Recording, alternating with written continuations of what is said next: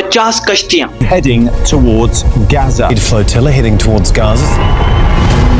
तेजी से गजा की तरफ बढ़ रही थी, जिसमें दुनिया की बहुत सारी कंट्रीज के 500 लोग सवार थे, जिनमें पॉलिटिशियंस की तरफ मेरा सफर जारी रहेगा। खिलौना बन गया है, मैं इसको फेंक देता हूँ समंदर के अंदर।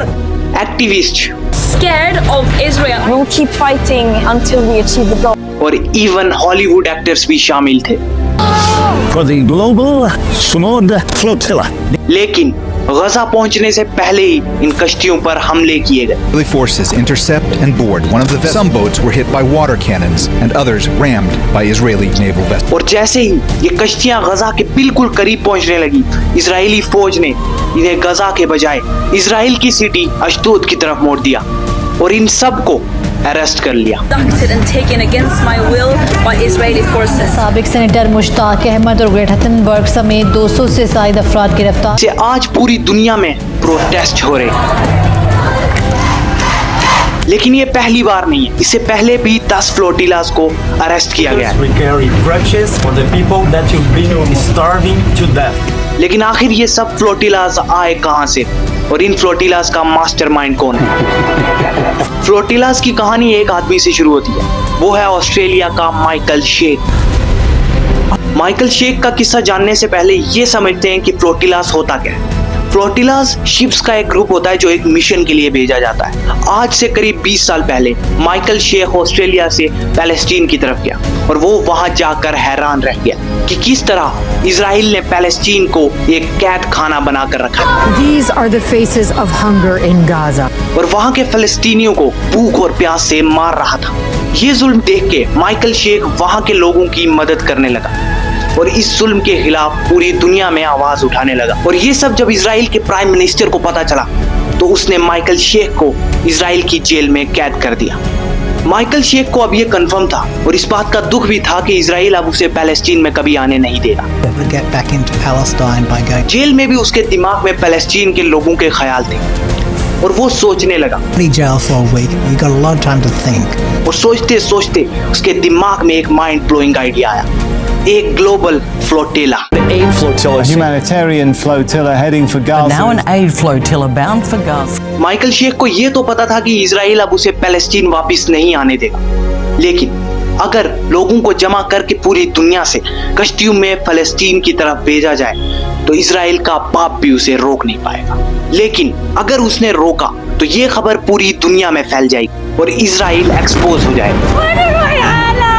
लेकिन अब आपके दिमाग में भी एक सवाल जरूर आएगा कि ये इतना अजीबो गरीब आइडिया उसके दिमाग में आया कहां से? असल में तो ये कोई नया आइडिया था ही नहीं, इससे पहले भी एक ग्लोबल फ्लोटिला हो चुका है, वर्ल्ड वॉर 2।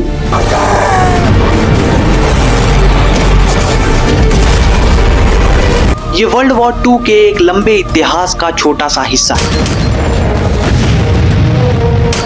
अगर आप चाहते हो कि मैं वर्ल्ड वॉर 2 को पूरी तरीके से एक्सप्लेन करूं तो कमेंट में वर्ल्ड वॉर 2 जरूर लिखना अगर इंटरेस्टेड हो तो। नाउ माइकल शेक के दिमाग में भी ये आइडिया यहीं से आया और अब उसने जेल से निकलते ही इस आइडिया पर काम करना शुरू कर दिया और फ्लोटिला की कश्तियों के लिए दुनिया भर से पैसे इकट्ठे करने लगा। और आखिर 2008 में उसके पास इतना पैसा जमा हो गया कि उसने 2 कश्तियों में खाने पीने की चीजों और दवाइयों को भर के फलस्तीन की तरफ रवाना कर दी और ये सब चीजें फलस्तीन के लोगों तक पहुंचाई। और फिर उसके 2 साल बाद यानी 2010 में फिर से 10 टन सामान 6 कश्तियों में भर के फलस्तीन की तरफ रवाना कर दी और इस बार उसको टर्की के प्राइम मिनिस्टर का भी फुल सपोर्ट था। मतलब जेल में बैठे एक आदमी का आइडिया अब ग्लोबल मूवमेंट बन गया। 10 tons of medical equipment and other aid. और अब जब इजराइल ग्लोबली एक्सपोज होने लगा तो उसने फ्लोटिला पर हमला कर दिया। Navy commandos opened fire unprovoked. 9 activists died and dozens were injured. इसके बाद इजराइल को लगा कि कोई फ्लोटिला नहीं आई, लेकिन 2015 में फिर से एक फ्लोटिला पैलेस्टीन की तरफ रवाना हुआ। इसके बाद 2016 और 18 में भी फ्लोटिला पैलेस्टीन की तरफ गए, लेकिन उन पर भी इजराइल ने हमला कर दिया। और आज 2025 में लगभग हर बड़ी कंट्री के लोग फ्लोटिला में शामिल हुए सिवाय एक के। Prime Minister Modi, you're a great leader of India and a great world leader. ये कश्तियां स्पेन के बार्सिलोना से रवाना हुई और आहिस्ता आहिस्ता और कश्तियां शामिल होने लगी और पैलेस्टीन की तरफ बढ़ने लगी। और अजीब बात यह है कि इन 500 लोगों में से सिर्फ 30% मुसलमान और बाकी के 70% नॉन मुस्लिम्स, जो कि सिर्फ इंसानियत के लिए अपनी जान खतरे में डालकर इजराइल के खिलाफ आवाज उठाए।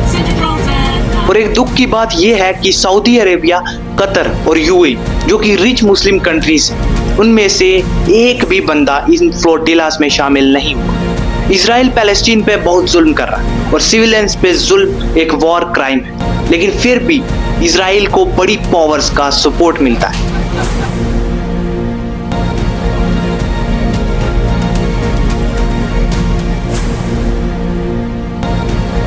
सब्सक्राइब